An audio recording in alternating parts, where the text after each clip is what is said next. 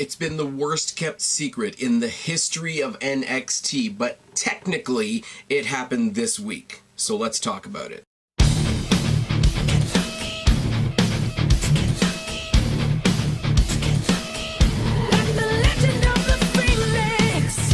What's going on, everybody? It's your buddy, it's your pal Spaz Phoenix, the YWC Reality Check here with your September 6th NXT review. And it feels weird because the past couple of days I've been doing the Mae Young Classic, Cheap Shot. If you haven't, go check that out. The playlist, yeah, up there. The playlist will be up there for the Mae Young Classic reviews that I've been doing all damn week. I hate the fact that they dropped it like Netflix style, so I've had to review 8 shows in the span of about a week and a half. I've done 7. Go check them out. I'm having a lot of fun, even though it's a little exhausting for me. I got one more to go. I'm going to be reviewing episode 8 probably tomorrow. I've done 6 and 7 today, plus this review. As you can probably tell, I'm losing my voice, so figured it was time to call it a day. I said last week this was not going to be a show to look forward to. Bunch of stories that I don't give a shit about, plus the obvious sentimental moment that we're going to talk about at the end. One of the things we're selling this episode on is Itami versus Ohno again.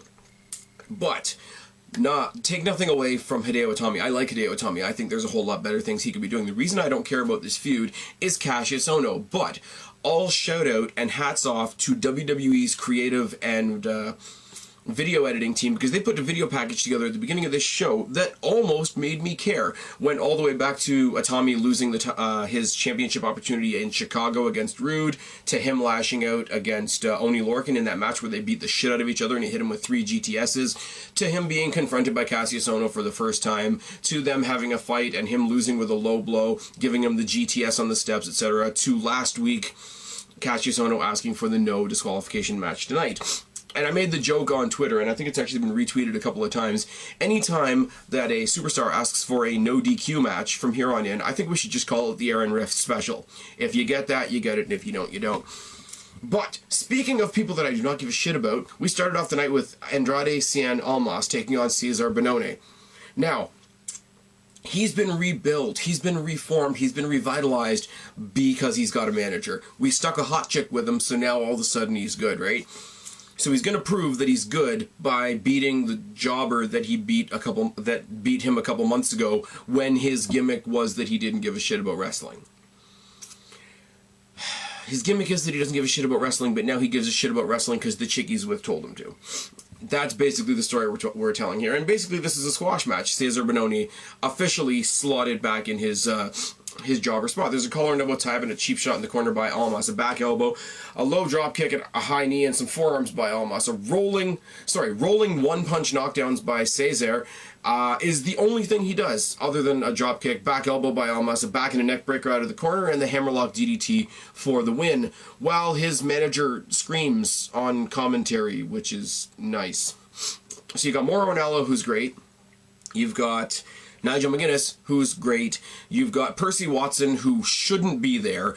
And you got this chick, Zelina Vegas, whatever the hell her name is, screaming, showing how much control she has over Andrade Cien Almas from the commentator booth, which, if you can think about Full Sail University and the NXT arena, is behind the crowd. So you got this guy who doesn't give a shit about pro wrestling, would rather party, all of a sudden gives a shit about pro wrestling.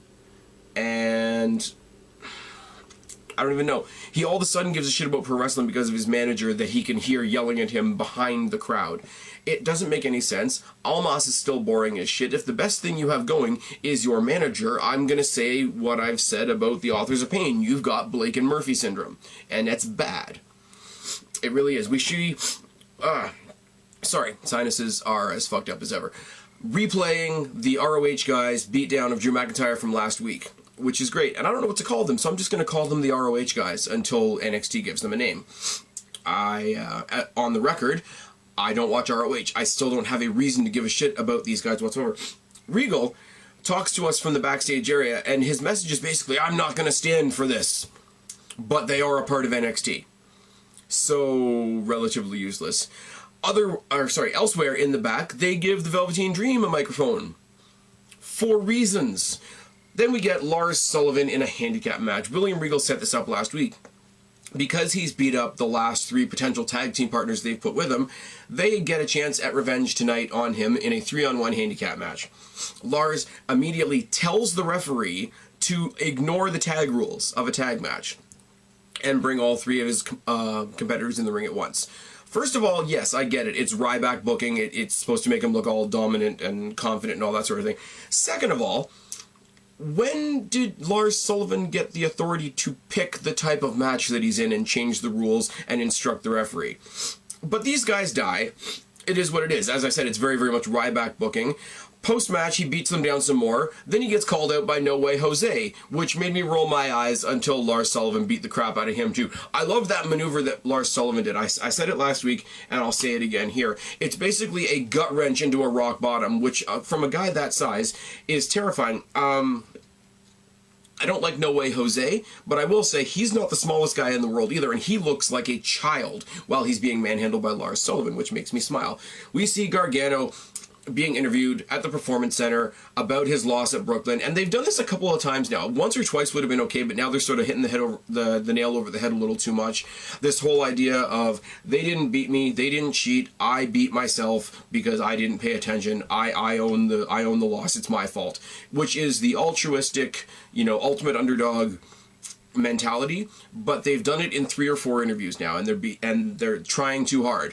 Where if you listen to the crowd, you don't have to try that hard with Johnny Gargano because he already is NXT's Daniel Bryan. It's fine. He gets confronted by Tino Sabatelli, who ridicule him about his loss, and he's like, "Oh yeah, you saw that at home on your couch, did you?" Which is true because, again, 2 more guys that we have no reason to give a shit about. He's going to fight one of them next week, which is great, I guess. Sure. Just put him against, Almas, or put him against Itami, or put him against Eric Young.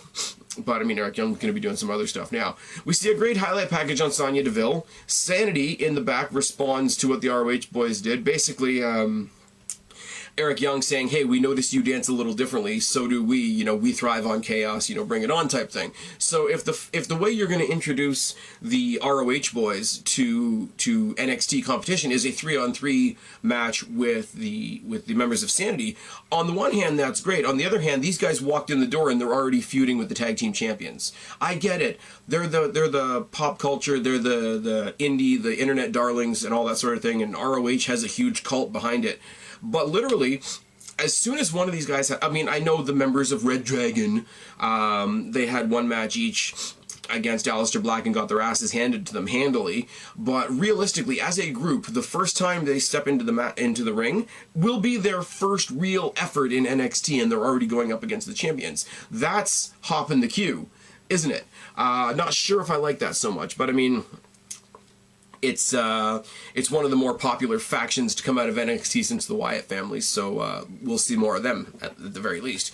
Sonya Deville takes on Zeta from the Mae Young Classic, which does 2 things. A, it gives me another chance to go up there, check out my reviews of the Mae Young Classic. Everything up until episode 8 will be done as of tomorrow. And B, it really makes me question when you've got people like Rachel Evers, when you've got people like Sarah Logan, when you've got who's the other one? Lacey Evans. All these other developmental type people from NXT that we've seen in the tournament. It makes me wonder why the hell they did not include Sonya Deville in this tournament. Now, I know she wouldn't have won. That's fine. That's wonderful. But when you've got, especially when you've got somebody like a Shayna Baszler from the UFC 4 Horsewomen in there, Sonya Deville, who's this very much real fighter, shoot fighter type of an image, she would have fit right in with that. Do you guys hear that, or is it just me?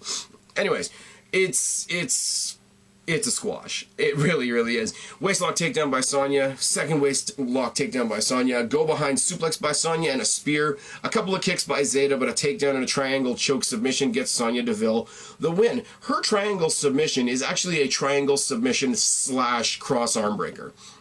She's doing the whole triangle around the head and neck area that's almost a choke, but she's also pulling back on the joint of the shoulders, so it's more than a triangle submission, which is fine and all wonderful.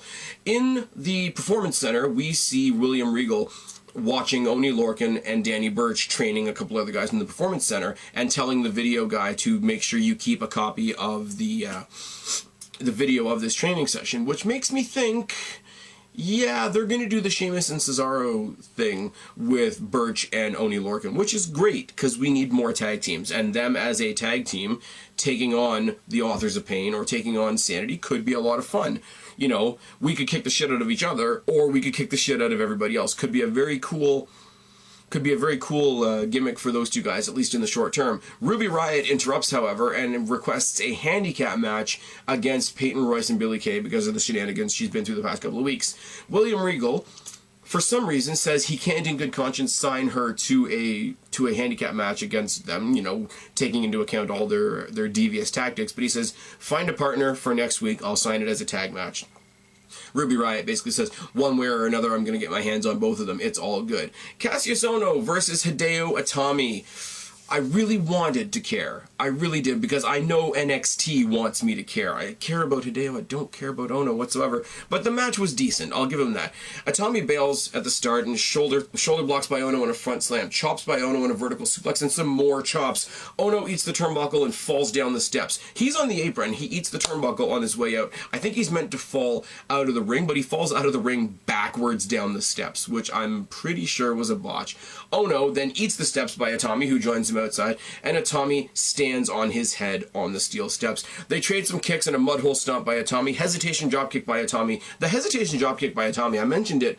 One of the girls in the Mae Young Classic did it too. The hesitation dropkick, when it's done properly, is a beautiful fucking maneuver. They fight over a chair, and there's a chair shot to Kassius Ohno's arm, which is great because, you know, he's got the rolling forearm and that whole bit. Mudhole stomp by Itami and a high knee by Ohno. Lariat by Ohno, a shining wizard, and a senton. And yes, somebody the size of Kassius Ohno landing on you with a senton would be quite painful. They brawl up the ramp, and there's a rolling elbow by Ohno once again. He's selling the arm. I'll give him credit for that. Fisherman suplex on the ramp by Itami. A third set of mudhole stomps by Itami. Hesitation dropkick with the chair, a la Rob Van Dam, by Itami. Low blow by Ohno, and a rolling elbow gets the win for Kassius Ohno. Fuck off. Oh, yes. I can't help but think that this is going to be another attempted push for Kassius Ohno that I'm not really going to care about. And much like Johnny Gargano, Kassius Ohno has much better opponents he could be aiming himself at. If they are gradually turning Sanity face, then you could have Hideo Itami versus Eric Young. If Sanity's staying sort of like insane, chaotic neutral, you have Eric Young versus Johnny Gargano. Why do you have Sabatelli and Moss and No Way Jose and Cien Almas and Kassius Ohno and the least exciting people on the roster getting pushes while other people, nobody else was on this show tonight. Like, the champion wasn't on the show tonight, which is great. The Ring of Honor guys that are brand spanking new were not on the show tonight. But we have to deal with not only Kassius Ohno, not only No Way Jose, but the excessively pushed Andrade Cien Almas. I don't get it. This was not a show worth watching. And for what we're going to talk about next, if it wasn't for this, I would not have bothered reviewing the show tonight. I'm not going to lie. We get an announcement that also next week, in addition to that possible handicap match we're going to get with Ruby Riott and the Iconic duo, we're also going to see a UK title match with Pete Dunne defending against Wolfgang, which will be a lot of fun because I like Wolfgang. He's a fun character to watch. But here's what we really all came to see on this week's episode of NXT. As I said, ever since TakeOver Brooklyn 3, it's been the worst kept secret in the history of NXT and the dirt sheets is Asuka's broken collarbone. What's she going to do? Where's her future going to be? And as soon as these tapings happened, we all knew what was going to happen and where she was going and what's happening with the title, etc. William Regal introduces Asuka. She cuts a very, very short promo. As we've all said for a long time now, her English isn't the best, but she mentions that she's been in NXT for almost 2 years. She's fought so many great superstars. I love NXT. I grew so much while I was here. I'm grateful for NXT. You know, I'm NXT, you're NXT, we are all NXT. Before she even said a word, the big thank you Asuka chants from the crowd. Like, the crowd knows. like, the NXT crowd ain't dumb. Like, they might be over-exuberant sometimes, they might be annoying sometimes, they might be more excited than you want them to be sometimes, they might chant some weird shit sometimes, but the Full Sail crowd, the NXT Arena crowd, is not dumb. As soon as Asuka came out with a smile on her face in, not street clothes, but like, you know, the ladies' suit that she was in, and like, there wasn't those big cocky heel overtones, they knew what was happening. William Regal takes over the promo, compliments her on her title reign, says that she's one of the greatest champions in WWE history, which, depending on your point of view of Asuka, may or may not be a little bit of an overstatement. And he says, we all here in NXT know how great you are, but we're not the only ones that have noticed. People on Raw, people on SmackDown, Daniel Bryan, Kurt Angle have noticed as well, and I've been in talks with both of them to see where Asuka goes next. Asuka will step down as the NXT champion, crowd starts to boo, but please support her in her growth and whatever she does next. The world's gonna see what we already know. And then she grabs the microphone one more time and says, nobody is ready for Asuka. Her music plays, and as her music is playing, you get a couple different cool things that come out. You see the women's roster come out first, and when I say the women's roster, I mean like the main women of NXT, sort of the supplementary, you know, Liv Morgan, Aaliyah, Sonya Deville, like the second string of NXT, and there's a lot of women, I have to imagine, there for the Cruiserweight Classic as well. They fill up most of the stage, but eventually the entire roster comes out. And it's all good. Big show of respect from all of them. And then the crowd kind of parts, and Ember Moon comes down the center. Ember Moon steps up into the ring with Asuka, goes to shake her hand, psychs her out, and you think there's going to be some sort of weird heel shit, but then there isn't. They both smile, both big hug, you know, raises her hand and all that sort of thing. And I'm trying to figure out, while they're doing this, which one of her collars is actually broken, because Ember Moon raises one of Asuka's hands, and we're going to talk about the next thing in a second, but there's a big hug, a big show of respect, you know, big endorsement from Ember Moon, who you gotta believe is taking over the torch for the NXT women's roster. And then the crowd on the stage parts one more time, and out comes Triple H. He's got flowers for her, presenting the door. Big hug from Triple H, you know, the big Papa Bear of NXT. He accepts her final resignation of the NXT championship, or the NXT Women's Championship, sorry. And he grabs a microphone and he says, for one last time, let me introduce to you your undefeated, undisputed, 323-day NXT Women's Champion, Asuka. And then everybody makes their way down, and it's all a big party. It's a big celebration. It's a big, you know, bittersweet moment, because we're losing Asuka to the main roster, and they're probably going to fuck her up and whatever. But it's like William Regal said, like, no matter how much you think WWE and the main roster and writers like Road Dogg are going to fuck her up, it is a larger platform. It is a chance for more people to see her, even if it ends up being a downplayed version of her. Now, they didn't say what was happening with the title, and I like that. I had said, and I had pitched the idea initially, because you're already doing the Mae Young Classic, have a tournament within the roster of NXT. You know, throw in a couple of people that have already lost the Mae Young Classic if you want to bolster it up a little bit. But take everybody. Take Ember Moon, Nikki Cross, Ruby Riott, Sonya Deville, Aaliyah, Liv Morgan, Lacey Evans, Rachel Evers, Sarah Logan, Peyton Royce, Billie Kay. You throw them all in a tournament. The winner of that tournament takes on the winner of the Mae Young Classic, and that's how you establish your next NXT Women's Champion. That's how I would do it. I would do that at the next TakeOver. Bring back Asuka for one more last hurrah to present the title to the next proper winner, so that it's not being held over into vacant. It's being not held over into nobody. Because right now, as of this taping, depending on how you want to look at it, that champion has no holder. And you can't go too long with a division without there being a champion holding up that division. It's going to be Ember Moon at the end of the day. It's going to be either going to be Ember Moon, or it's going to be whoever wins the Mae Young Classic. They're not going to do what I want them to do and put it on Nikki Cross.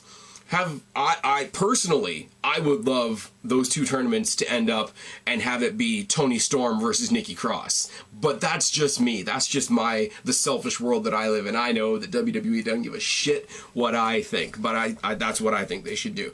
Anyways, really, really cool moment for Asuka, but this was, as I say, legitimately the only reason to watch this show, which is kind of disappointing to see that she made her final exit on a very, very lackluster episode of NXT. But on the upside, that doesn't happen too often. Anyways, I've been Spaz, your YWC reality check. Subscribe up there, talk down there, start a conversation. Keep all these conversations going. Don't be a stranger. I'll talk to each and every last one of you later. But for right now, I am tagging out. Bye. Freak like me.